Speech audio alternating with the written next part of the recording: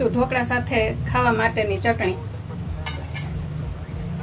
મરચું, ડુંગળી, ટમેટા, લસણ બધું નાખીને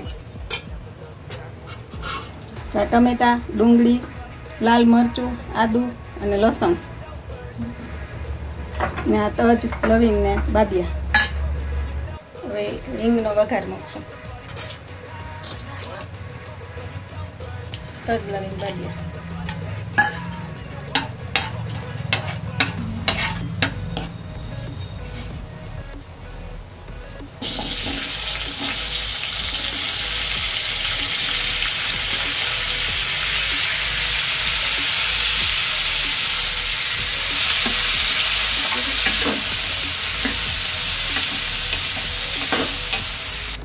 ચાલો આ 5 થી 7 મિનિટ આપણે સાતળી ગઈ છે તો ગેસ કરી બંધ.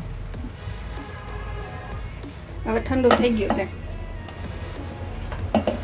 આમાં કોવલામાં નાખી દે પીસવા માટે મિક્સરમાં.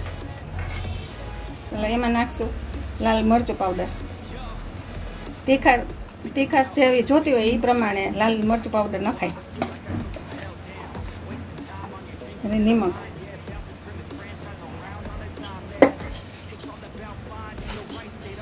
અને ખાંડ નાખશું. લીંબુ પાણી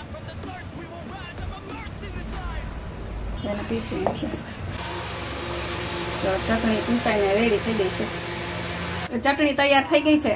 આ ચટણી ઢોકળા ભેગી, ઢોસા ભેગી અને ઇડલી ભેગી પણ ખાઈ શકાય. અને તમે પણ બનાવજો અને કમેન્ટ કરીને જણાવજો કે કેવી લાગે છે.